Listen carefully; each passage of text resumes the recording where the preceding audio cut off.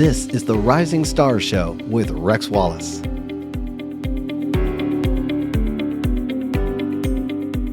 Hi, everyone. Welcome to our very first episode of Rising Stars. I'm your host, Rex Wallace. This is the show where we are going to have the most topical conversations with the brightest minds in Medicare star ratings. I want to introduce our sponsor and my co-host, Hyperlift. Nick Toomey is CEO of Hyperlift, and they make all of our jobs easier in stars with their stars performance dashboards. Hey, Nick. Hey, Rex. Thanks for that, and very happy to be here. So I'd wanted to launch a podcast for a while, talk to Nick. He wanted to launch one too. We decided to do it together, so super excited about this.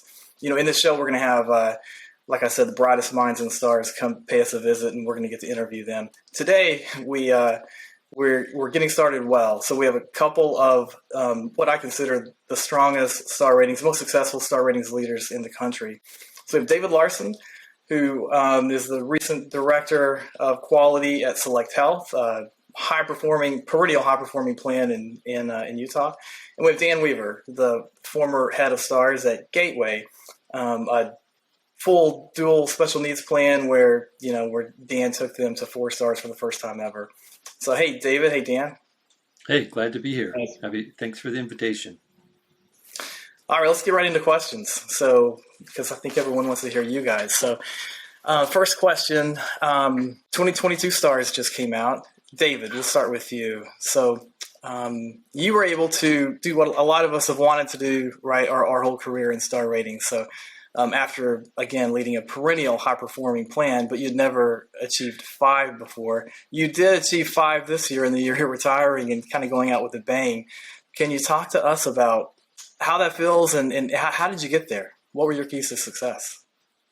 Well, it was fantastic to get 5 stars. As you know, it takes a certain number of years of maturity in a plan to be able to hit 5 stars. And we had a lot of ups and downs. And as we received that 5-star rating, I reflected back on the ups and downs and the many hours of work that it took. And I also reflected on what it's going to take to get 5 stars next year. And we'll go over that later in the meeting. But keys to success were teamwork, focusing broadly across all measures, but a great big emphasis on caps, which we were very successful in, scoring 5 stars on every caps measure, which really rocketed us to the top in terms of 5-star rating.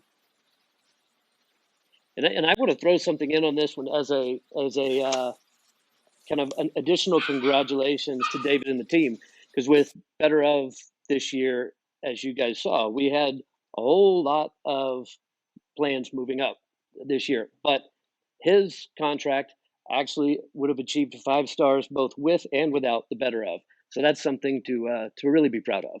And that makes it all the more sweet that we didn't achieve this based upon a government change. We actually achieved 5 stars regardless of the CMS policy change. So that was extra rewarding.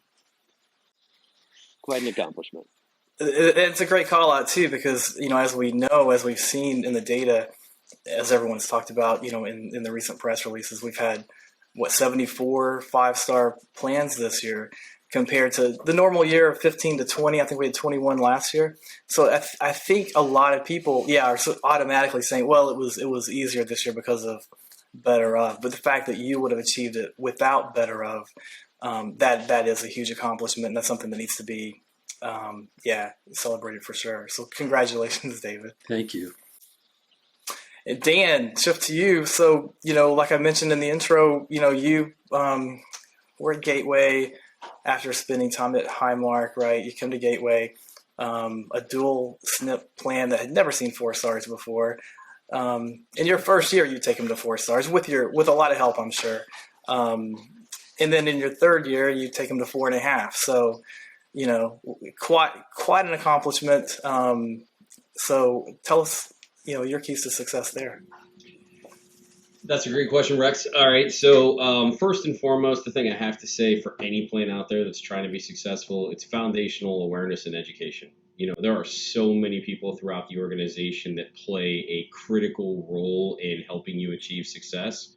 and they all have to know why they're doing it, what they're doing it, how their day-to-day job impacts it. Second one was really an effective operating model with executive sponsorship. We had to build that relational matrix, if you will, and really create that buy-in and accountability across the organization, because it's not just, David's small team or my small team in an organization that's kind of leading STAR strategy. It's all of those people that you depend on that have a day-to-day role.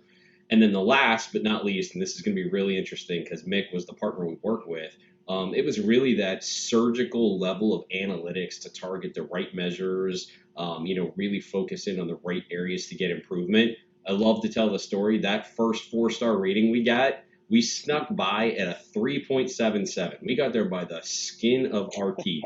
And it was because we hit the right measures. We improved enough to really drive the quality improvement across a lot of measures without necessarily getting that extra star rating.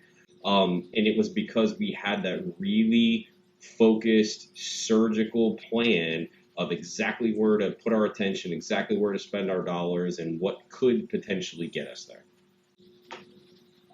And frankly, I still remember some of those phone calls that you and I were doing back and forth, right when we were like the final stuff was starting to come out, and we're playing like, what if this goes this way? What if this goes that way? And because it was right there on the edge, and as Dan said, happily it went his way. So And frankly, is I'll throw one more thing out. Okay, go ahead, Dan. I was just going to say, the fun fact is Mick and I also like to argue a lot too. Because, I always like to challenge the status quo, and even your model, no matter how good it is, I got to push back. Mick was probably about to tell you that he wanted to say that we also achieved our 4.5-star naturally. We didn't get it because of better of, but he has actually calculated what score we would have achieved if CMS had not done better of methodology. And according to Mick's calculations, Gateway would have actually achieved a 5-star rating. We got 4.76, I believe it was, or something. 4.77, and I stand behind it. I absolutely believe that that's an effective way of looking at it. So better of actually harmed you in a bit. Yeah. So for the rest of my career, I'm going to walk away saying I should have had a 5, but I didn't. Right. That's what you hang your hat on. Right. So, well, congratulations, Dan. That's a huge accomplishment. And the fact that at least Mick thinks you would have been 5, right? So, Mick, turn to you I know you've done a lot of analysis of the 2022 stars, including with these 2 health plans, but a lot of other analysis around all the data. What are some of the most interesting things you found in there?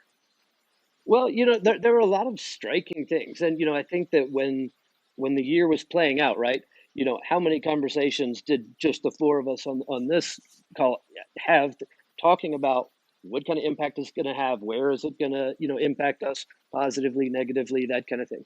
And, when you look at the numbers in aggregate, I think it gets really interesting. You look at from stars 2019 to 2021, you had a range of anywhere from 50-ish to 80 plans that dropped, some kind of the star rating. When you look at the stars 2022, you had 3. So you go from 50-ish to 80 down to 3, tells you something. And then the number of plans that improved went from 63 to 128, so, less than 125 plans across those other 3 years, all the way up to over 200 this year. So it's, one that shows you kind of the impact that it's going to have on a number of things, including reward factor that actually we can touch on.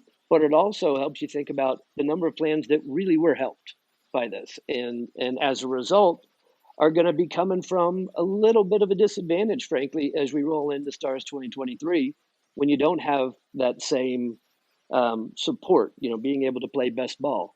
So I think that's, I think it's going to be interesting the way that plans have ended up handling that this year. And do we see a similar kind of a mirror effect when STARS 2023 comes out, where we see a lot more plans dropping, than improving next year? Yeah, it was a different game this year, right? With and I know working with you and some of my clients, where we, identified those measures where they were most likely to benefit from higher of, and then focusing on other measures, right, to get them to where they needed to be from an improvement measure standpoint, from a reward factor standpoint. It's going to be different next year when we don't have better of, we don't think, except for the Haas measures, right?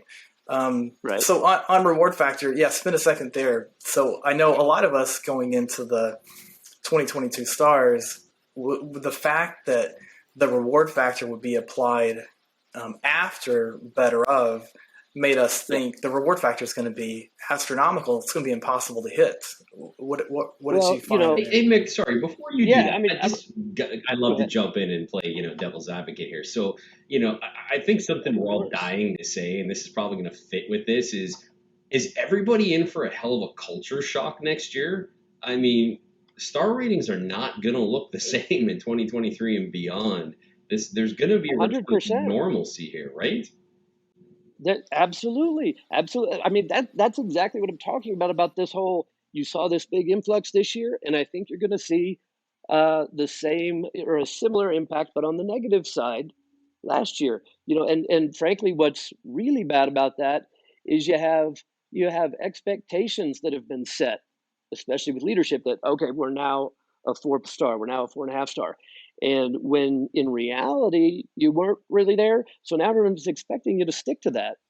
But it's going to be a whole lot harder to continue to deliver on that. So I do think you're right, Dan, that next year, if you look at the average star ratings over the past few years, this one jumped up. And so my expectation is, boom, you're going to see another drop back down next year. Sorry for that. Go ahead, David. Well, that's all the more reason why every plan should be calculating their 2020 stars without the better of and reflecting that to your leadership, because that's more of a true picture of where you really are and what you need to expect for next year. So don't hide behind the better of. Make sure you're accurately evaluating yourself by calculating your scores without the better of. And that's a big thing that Mick helped us with, is to help us with those calculations. It was easy for him to do and very meaningful for us. Yeah, so the reason that I argue with Mick, and the reason that I say, you can call me a 5-star plan all you want, but I mean, there's also this crazy reality that because of COVID, a lot of the cut points dropped. If you do that analysis and you look at how many 2 stars, 3 stars, 4 stars, 5 stars dropped compared to a prior year, we saw, to Rex's point earlier, it get a little easier for some folks, right? So, when you talk about that culture shock next year, Mick, where people have set this new expectation, you can throw better of out of the equation for a split second and just think, how many of those cut points are just going to skyrocket back to a place that people weren't expecting? Because, granted, 2021 isn't exactly a totally different year. It's not normal yet, but we did see increases in utilization and everything. And I would argue that things are moving back toward the trajectory they were on pre-COVID. I mean, is that fair? I think, obviously, I think it's fair, and I'm never going to challenge your stars expertise ever. But I will say, just from another side of things, I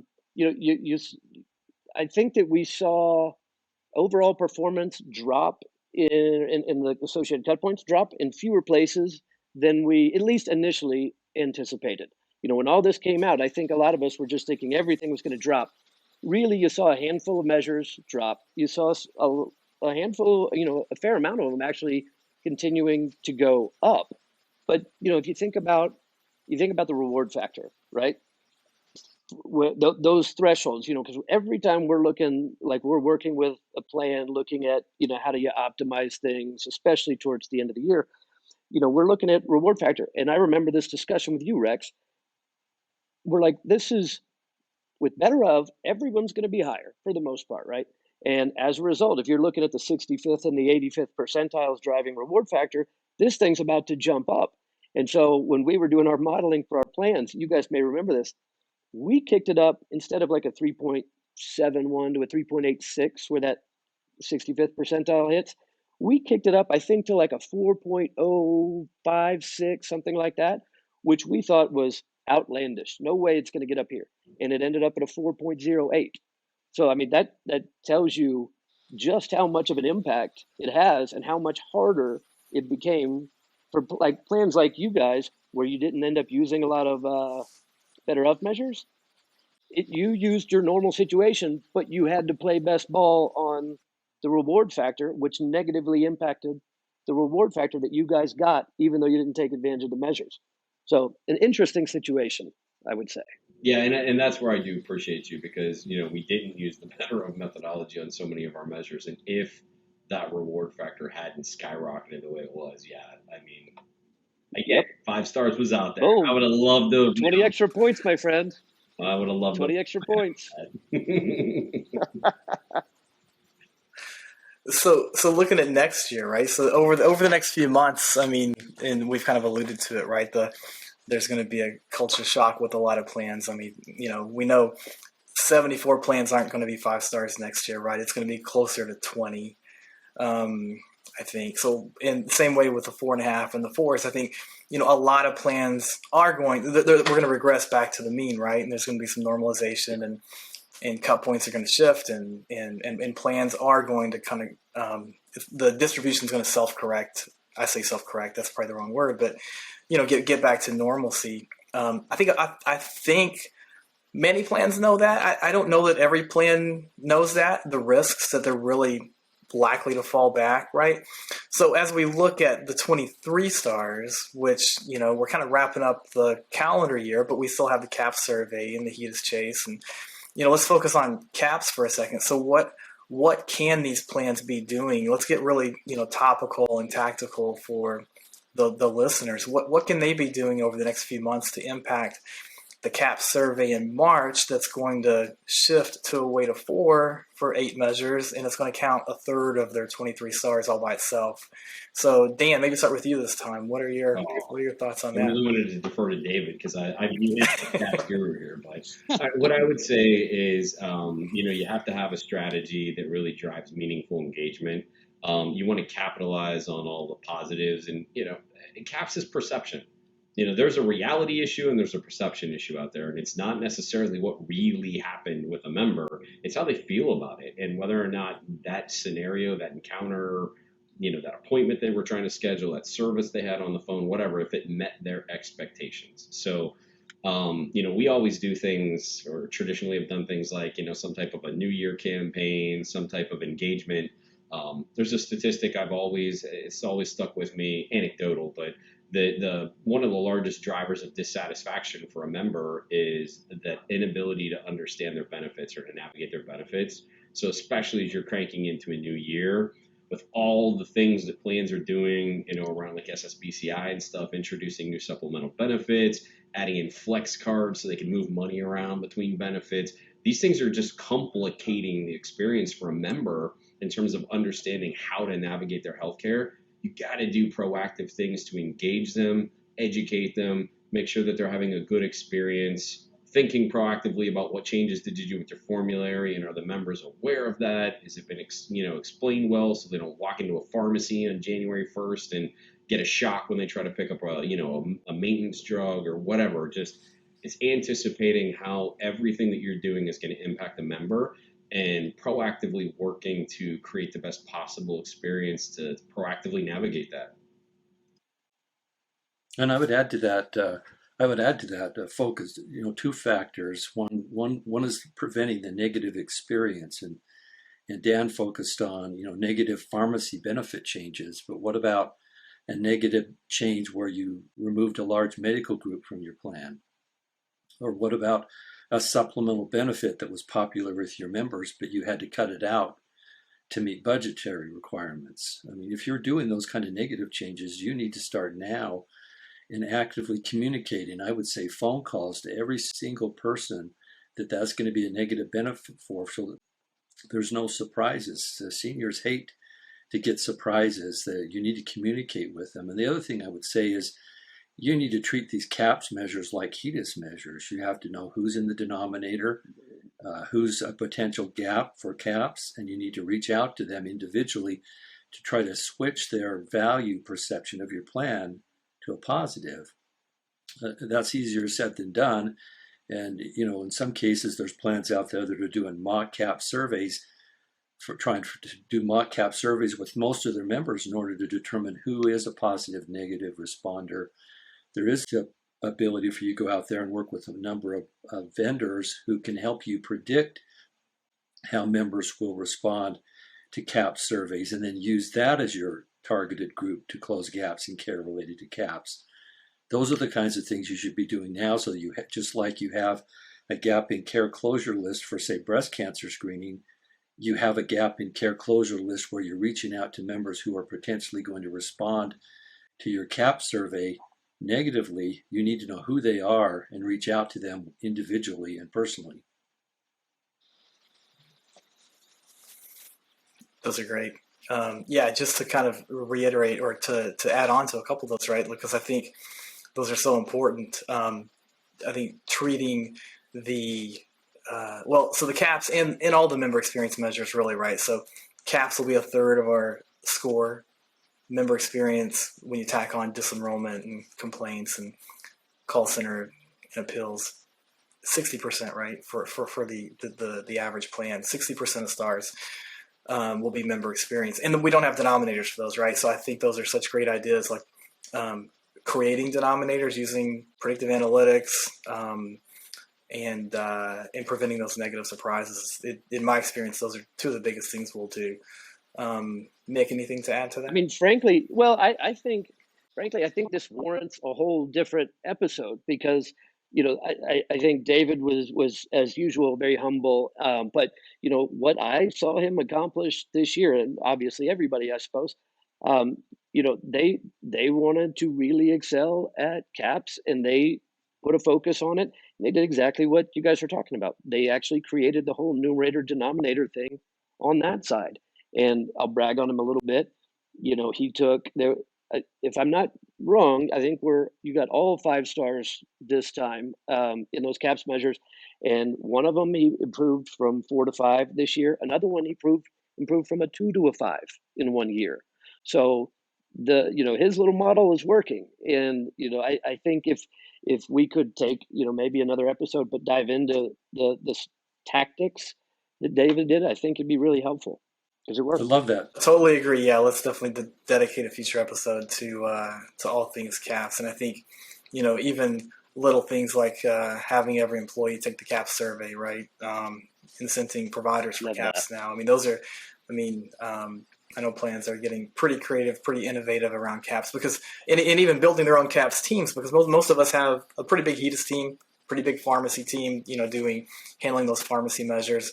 But, in 2023 STARS, if you add up the weight of HEDIS and the weight of all the Part D measures, they're still way shy of the weight of CAPS all by itself, right? So CAPS is so important going forward. And I'm seeing plans build CAPS teams, have CAPS program managers around pharmacy and provider engagement, member engagement, and analytics. And I think it's where we need to be moving. So yeah, that'll be a great conversation. I'm going to jump in there real quick. Just cycling back on something you just said, using the example of having everybody take the CAPS survey. That is really at the core of what my first, point was earlier about creating education and awareness across the company. How often does, your clinical team not necessarily understand every CAPS measure and how each encounter is going to impact the member's perception when your product team is planning their, new product suite for the next year and deciding what benefits to offer, what tiers to offer things, all that kind of stuff. Those folks need to be intimately aware of those questions that are being asked. And are they doing anything that is complicating how someone's going to get access, how easy it is to use the providers that are in the network? Like David mentioned, making a big, provider network change. If you take something away that they love, what are you replacing it with? So that's why I'm arguing that it is so important that you have a good program to create that education and awareness throughout all of your employees, because they may not touch stars every day, but they absolutely have the potential to impact it every single day, every time they talk to a member. They absolutely impact it. And I want to build on something that both of you guys said. I love that when you threw out the piece about having everybody actually take the CAPS survey themselves. It's one thing to know about CAPS and it's a survey and know kind of basically what it does. It's something totally different to actually step through it. And I'd like to see a group step through it together, kind of live, and going through it and talking about, all right, what are we doing that could actually be negatively impacting our score here? What could we be doing differently based on this specific question, because there are a lot of questions sometimes that roll into one CAPS measure. So what specifically could we be doing right here to positively impact that? I think that awareness and then the next step of action is what, kind of opens some eyes and should drive some results. Yeah, you could be winning, 5-star awards from, national rating agencies on your customer service work. But if your forms online are ridiculously hard to fill out, or you strike up a relationship Right. with a third-party vendor who has really hard to complete forms, guess what? You may not be getting that 5-star rating in your service measure. And don't That's forget exactly that right. to leave out your physician partners in terms of CAPS. I mean, they need to know what the CAPS survey is about and how they impact it and what they can do to help support you with your CAPS survey results. So just like, again, I take it back to a HEDIS measure. When you address a HEDIS measure, you address it with the providers, you address it with the members. You need to do the same thing with CAPS. Provider offices need to know what impact they're having on your CAPS rating by helping them understand how their practices impact your CAPS score. Yeah, I think, this whole thing, I think we're going to see, we talked about trends earlier. I think that the trend that David brought up earlier and you guys have kind of enhanced is this movement of caps and the like moving towards more of a numerator denominator type situation, and the availability of these predictive modeling companies that are out there and enabling stuff like that. I think we're going to see a real shift to that, and probably sooner than we even imagine. Totally I would agree. say, I think predictive analytics and I think voice of the customer, right? Voice of the member. I think, I'm seeing more interest in those and more work being done by vendors on those to create, compelling and actionable voice of the member programs where we collect all these signals across the organization, post experience surveys, et cetera. And then we act on that data. So we're not just collecting it for reporting purposes, but we actually act on it, resolve the pain point, close the loop with the member, right? And I think, I think you have to do all of that, right? The predictive analytics, the no negative surprises, the communication outreach, et cetera. You can leave no stone unturned, and in CAPS especially. So, okay, great conversation. What did I? And maybe I'll start with each of you, right? So, David, so two questions to kind of wrap up for you. One, should I have asked anything that I didn't that you would like to kind of throw in here? And number two, in a similar vein, I'm going to give you the opportunity to plug something about yourself or that you would want everyone to know, where people can follow you or kind of what you're up to these days, something like that. Yeah, I think thank you, Rex. One of the things that we need to focus on going forward is the changes to the STARS measures that are going to happen for STARS 2024 take effect January 1st of this next year. And all those measures are measures that you're impacted right from the very start. So if a member gets admitted on January the 1st, you're responsible to see that the doctor knows about that admission within 3 days of that. And all of those count towards STAR measures beginning January 1st. So I'm talking the TRC measures, the FMC measure, the readmission measure is back. All of those are what I call real-time measures because they're happening episodically throughout the year, and you have a limited amount of time to impact those. It's not like you can wait till the fourth quarter and do your gap in care closure. You have to close gaps continuously. So be aware of that and have a plan in place for that going forward. But just a little bit of a plug. I left Select Health a couple of months ago. I'm now working as an independent consultant, working with a few companies on improving STAR ratings, working with a few vendors as they create solutions for improving STARS. And I can be found on LinkedIn. Thank you. Thank you, David. And he's definitely Dan, got my endorsement as well. Me too, ditto. All right, so same two plugs. The first thing I'd say is that for anybody out there that's even thinking that they may be struggling with STARS or is trying to figure out what to do next, it is all about understanding your path of least resistance. How can you take that next best action that is going to drive your ratings? So I definitely recommend that if you don't have a tool, if you haven't invested in something internally, or you don't have a partner, this is why companies like Hyperlift make such a big impact, because it helps you find that path.